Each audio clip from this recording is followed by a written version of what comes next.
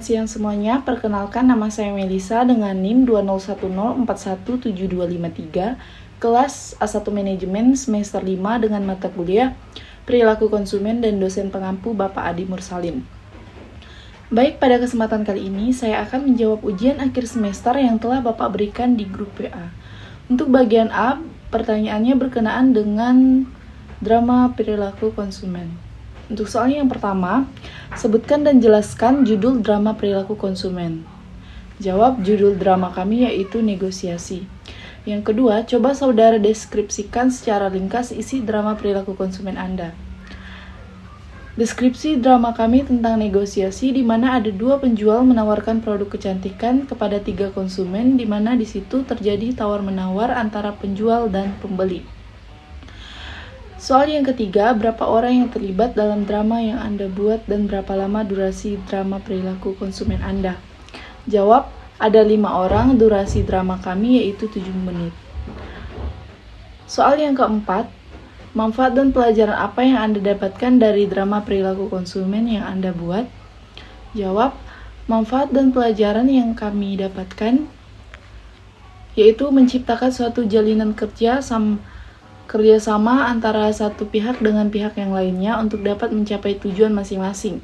Adanya saling pengertian di antara masing-masing pihak yang akan bernegosiasi mengenai kesepakatan yang akan diambil dan dampaknya bagi semua pihak. Soal yang kelima, teori-teori apa yang Anda gunakan dalam membuat drama perilaku konsumen Anda?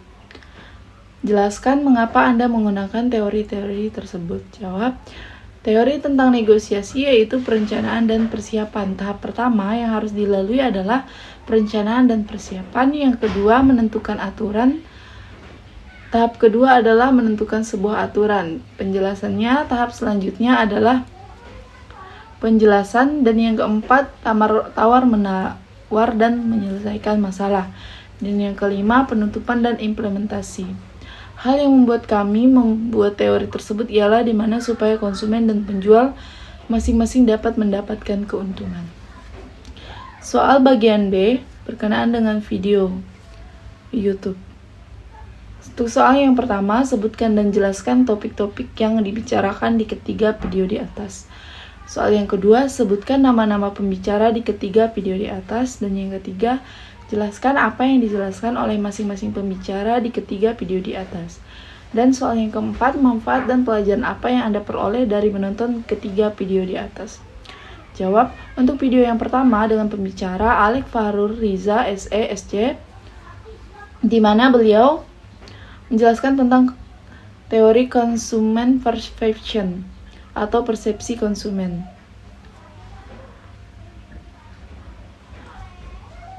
Kemudian seperti yang kita ketahui bahwa adanya persepsi itu terbentuk dari adanya sebuah stimulus, di mana stimulus ini dalam marketing disebut dengan marketing stimulasi.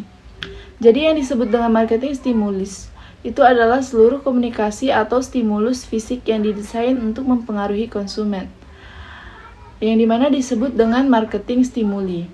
Stimuli terdiri itu menjadi 2, yaitu adalah stimulus primer dan stimulus sekunder.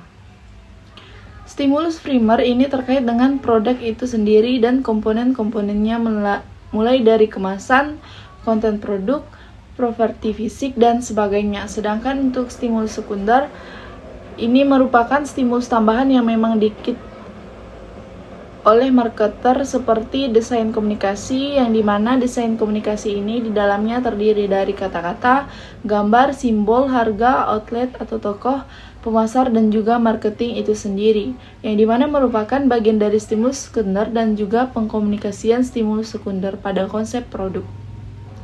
Kemudian karakteristik dari stimulus ini sendiri didasarkan pada sensory elemen. Sensory elemen ini terkait dengan panca indera manusia. Yang pertama adalah visual, di mana ini akan menciptakan warna persepsi. Yang kedua yaitu auditory, di mana auditori ini adalah pendengaran persepsi, di mana akan menciptakan suara. Kemudian yang ketiga ada olfactory, yang dimana di sini terkait dengan indera penciuman atau smell perception. Jadi menurut penelitian bahwa indera penciuman kita ini memiliki memori yang paling kuat.